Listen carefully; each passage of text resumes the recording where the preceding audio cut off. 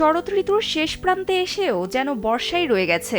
মঙ্গলবার রাত ১টা থেকে শুরু হয় টানা বৃষ্টি, যে কারণে ভোর থেকেই কর্মজীবী মানুষ ও সাধারণ পথচারীদের চরম দুর্ভোগ পোহাতে হয়েছে। এর রেশ কাটতে না কাটতেই বঙ্গোপসাগরে পূর্ণাঙ্গ ঘূর্ণিঝড় সৃষ্টির আশঙ্কা রয়েছে বলে জানিয়েছেন কানাডার সাসকাচুয়ান বিশ্ববিদ্যালয়ের আবহাওয়া ও জলবায়ু গবেষক মোস্তফা কামাল পলাশ।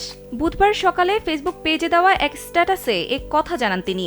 আমেরিকার নৌবাহিনী কর্তৃক পরিচালিত জয়েন্ট টাইফুন ওয়ার্নিং সেন্টারের বরাত দিয়ে মোস্তফা কামাল পলাশ বলেন, বুধবার দক্ষিণ বঙ্গোপসাগরে একটি শক্তিশালী নিম্নচাপের সৃষ্টি হয়েছে।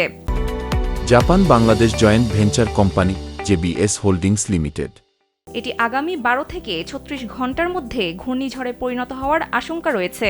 তিনি আরও জানান, ভারত ও বাংলাদেশের ওপরে এখনও বর্ষা মৌসুম চলছে।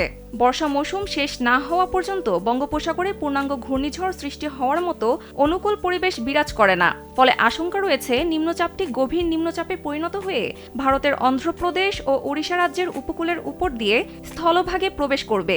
তবে এই গভীর নিম্নচাপের প্রভাবে বাংলাদেশ ও ভারতের পশ্চিমবঙ্গ, আসাম, ত্রিপুরা ও মেঘালয় রাজ্যের ওপরে ভারী বৃষ্টির প্রবল আশঙ্কা করা যাচ্ছে আগামী ৬ অক্টোবর পর্যন্ত।